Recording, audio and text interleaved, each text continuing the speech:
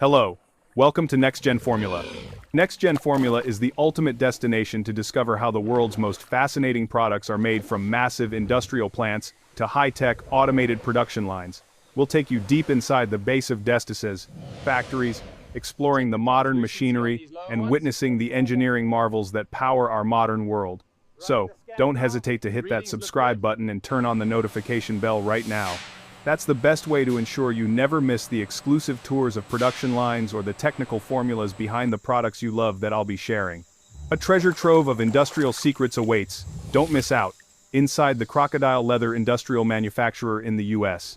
A chronicle by Lucky Hatch, Florida, USA, Part I, where the story begins. The Sawgrass Lab. I arrived in Florida when I was 27. Before that, I had worked as a biotech engineer overseas. But when Bioscale Industries offered a position inside their most secretive research campus, the Everglade Prime Genetic Facility, located on the fringes of South Florida's endless wetlands, I understood I wasn't stepping into a new job. I was stepping into another world. Everyone knows Florida has alligators. What they don't know is that the U.S. government, along with several luxury conglomerates, funds one of the most advanced reptile genetic programs in the world. Here, we didn't just breed alligators. We engineered giant alligators 20 to 25 meters in length, bred for ultra-premium leather, controlled ecosystems, and high-value export. The project code name was G-Force Reptilia. Everything began with the eggs. The first morning I walked into Hatchery 12B, I saw incubation pod #27, the pod that held the now-famous specimen I would follow for the next 3.5 years. The eggs didn't look real at first glance. Each one was the size of an American football, resting in warm, artificial sand shipped from Nevada to mimic the Everglades' original pre-industrial soil composition. On the wall-mounted interface, its data pulsed like a medical monitor. Specimen ID, G, 204 genetic line, hyperscale reptile line, 3, thermal tolerance, plus or minus 0.02 degrees Celsius. Projected hatch rate, 93%. Some technicians joke that the alligator eggs here receive better care than many American infants. I didn't disagree. We checked everything: sand temperature, humidity shifts, microscopic vibrations of the embryo. The system used AI to detect the slightest abnormality inside each egg. The morning G204 cracked open its shell. I was on night shift. The first crack was so small it looked like a hairline fracture, but my heartbeat jumped. 3 years later, I still remember this thought clearly. This isn't just a creature being born. This is a product entering the world, one that would be worth tens of thousands of dollars before it even knows how to breathe. Part 2. The first breaths of a giant. Specimen G204 emerged like any alligator hatchling would, wet, trembling, steaming with residual warmth, but its size wasn't normal at all.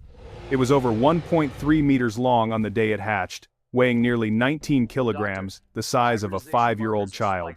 I scanned my ID card and signed the digital birth record. Designation, G20409. Condition, perfect leather potential, luxury class A+. In America, everything is a number, a metric, a data set. So even before G20409 drew its first breath, it was already a growth projection, a profit forecast, a potential skew in the global luxury supply chain. The nursery unit of Everglade Prime looked like a pediatric hospital if hospitals kept their patients in reinforced glass enclosures. At 2 a.m. that night, I stood in front of G20409's glass cell. It blinked up at me, eyes gold and unformed, observing the world through reflections. Its first meal, fresh ground high-protein meat, was delivered through a feeding slot using long stainless steel tongs. It hesitated, then struck. The bite was so strong the metal tray rattled. One of the vets laughed behind me. "Little guy's gonna grow fast." "Yeah," I said quietly. And those scales, perfect symmetry. We never called them alligators. We called them specimens. That's how Americans keep emotional distance from systems too large and too profitable to question. Part 3. The artificial swampland where giants swim. By year 2, G204 had outgrown the nursery. Its growth rate was off the charts. We moved it to the Everglade Prime Expansion Reserve, a restricted 80-acre artificial wetland protected by 3 layers of steel fencing and federal clearance. I had access. The first time I stood on the steel walkway above its enclosure, I forgot to breathe. G204 slid through the water like a living submarine, its back plates catching the Florida sun. When it lifted its head, Its eyes reflected the sky, a deep, electric gold. It looked at me, not with animal instinct, not with predatory impulse. It looked aware. Bioscale never admitted it publicly, but rumors circulated among senior staff. Some of these specimens had been given cognitive response enhancement genes. That evening the wind smelled of warm water, moss, and faint metallic dust from the containment grids. G-204 floated half above, half below the surface, so still it looked carved from stone. And for the first time I wondered, does it know? Does it sense what its life is being shaped for? The answer was obvious, but I wasn't ready to confront it. Part 4, the day of processing. The U.S. doesn't use the word slaughterhouse. We call it a processing unit. Bioscale's Miami processing unit was a fortress disguised as an anonymous steel facility on the edge of the city. No signs, no logos, no maps. A QR code and a one-time federal passcode were the only way inside. On the morning G-204 was scheduled for processing, I walked into the coldest room I've ever entered. Not cold like winter, cold like absence, cold like a star that had already died. G-204 lay on a metal cradle, sedated by cold silence serum, a proprietary compound that shut down neurological activity before the animal reached the facility. Its body, 20 meters of engineered perfection, was lifted by an industrial crane, steel hooks latched into preset harness rings along its spine. A senior engineer, Hanson grizzled Texas accent, stood beside me. "This your first full walkthrough?" he asked.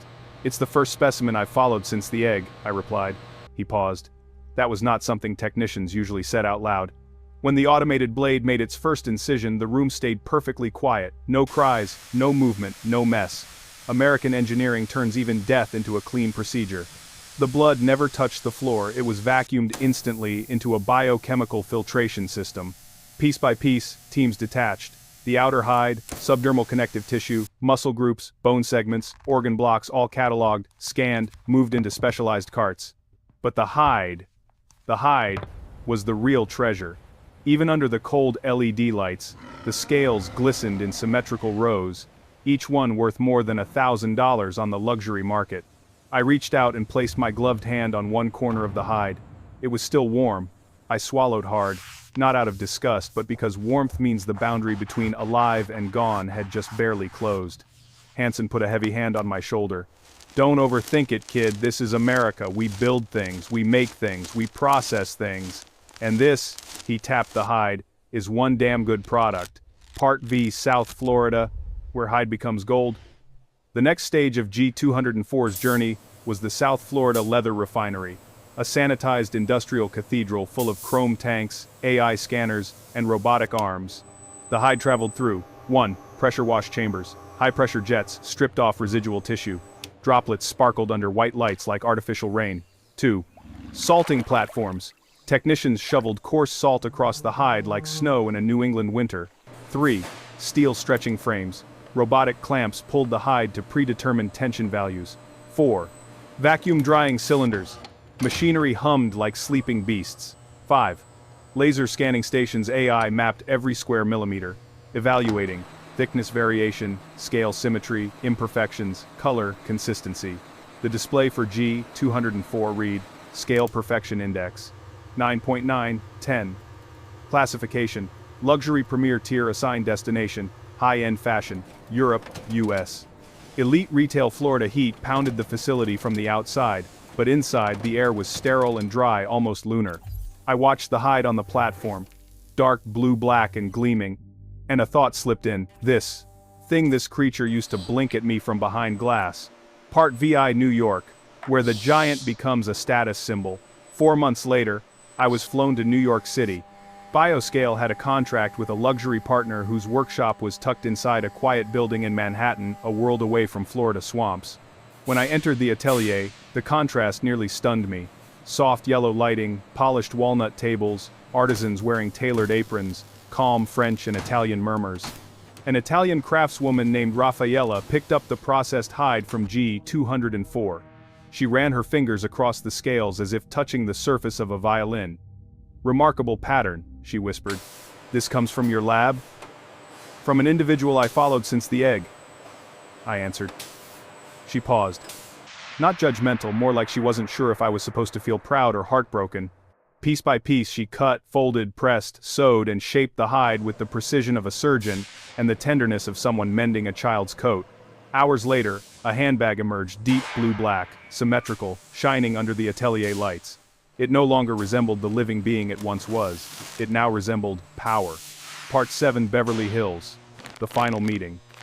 1 year afterward, I found myself standing on Rodeo Drive, Beverly Hills, America's altar of wealth. Inside a boutique that smelled of perfume and marble dust, a single handbag sat on a pedestal, dark, gleaming, perfect. The tag read, "Limited edition, genuine exotic leather, ethically sourced, fully traceable." I knew instantly. This was G204. A well-dressed couple admired it. The woman touched the surface gently.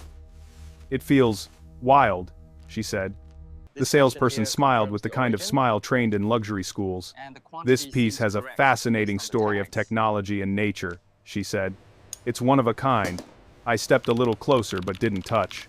Inside the gleam of the handbag, I could almost see the hatchery lights, the artificial swamp, the steel hooks, the drying racks, the lasers, the quiet atelier in New York, and the eyes of G204 when it first looked at me through glass. Part 8, Florida again. A note to myself. That night, back at my hotel, I opened my laptop and logged into Bioscale's secure system. A new project had appeared, G-Level 3 initiative. Increase scale density by 12.5%. Optimize growth speed. Develop the next generation of giant alligators. My name was listed as proposed project lead. The cursor blinked next to the accept button. I didn't click. Instead, I opened a private note and typed, G204. I followed you from the egg.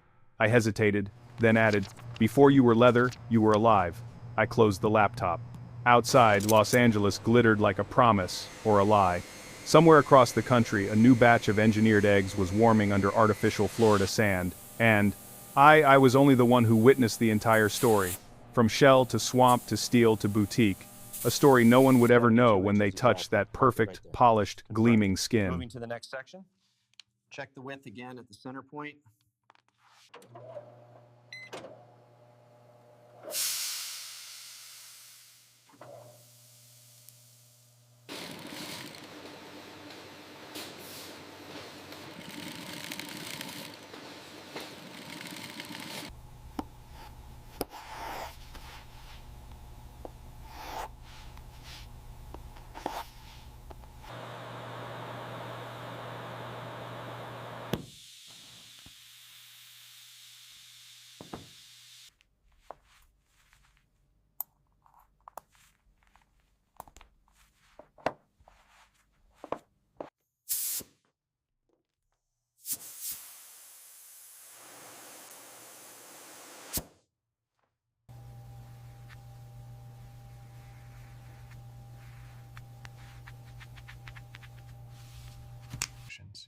The stitching looks perfect under the loop. The zipper runs smoothly, but this seam here is slightly off.